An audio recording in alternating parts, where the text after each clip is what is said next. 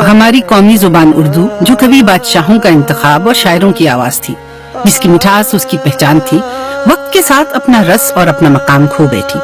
हमारे पास इंग्लिश की ही ज़्यादा बिकते हैं, उर्दू के हमारे कलेक्शन में है ही होते हैं। लोग ज़्यादातर इंग्लिश को ही प्रेफर करते हैं। उर्दू में बात करेंगे तो शायद हम पढ़े लिखे नहीं है। ऐसे में एक रवायात से बंधे ब्रांड कश्मीर कुकिंग ऑयल और बनास्पति ने उर्दू जुबान के हुस्न को उजागर करने का सोचा, एक ऐसी चीज के जरिए जो उर्दू की तरह कदीम और मीठी है लेकिन आज भी मकबूल है, जलेबी। सो हमने उर्दू जुबान के बानी शायर अमीर खुसरो के अशार को चुना, उन्हें जलेबी की सूरत में तैयार किया जो रवायती तौर पर बनास्पति घी में तली जाती है। शेरों को जलेबी की सूरत में लिखना काफी मुश्किल काम था क्योंकि उर्दू में अक्सर लफ्जों में हरूफ जुदा जुदा होते हैं, लेकिन जलेबी की सूरत सिर्फ तभी बनती है जब सब कुछ जुड़ा हुआ हो। तो इसके लिए हमें खास रस्मुल खत बनाना पड़ा ताकि तलने के बाद भी लफ्जों को पढ़ा जा सके।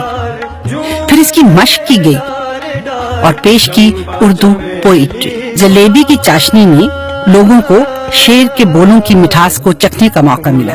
ये हमने लंदन में होने वाले कराची अदबियात के मेले और पाकिस्तान में किताबों की दुकानों के सामने किया। शेर के हर लफ्ज को जलेबी की सूरत में तला और तहरीर शुदा शेर अंग्रेजी तर्जुमे के साथ पेश किया। हमारी इस काविश को बहुत सराहा गया।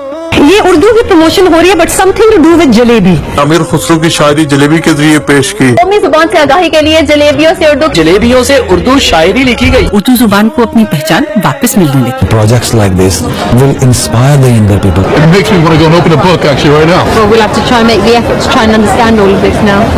अमीर खुसरो की कुछ ज़्यादा डिमांड है पहले की निस्बत। 13वीं सदी का शायर, मुगलई दौर की मिठाई, जदीद खत्तात और एक मुहिब्बे वतन ब्रांड ने मिलकर हमारी मीठी कौमी जुबान उर्दू को नई जिंदगी दी।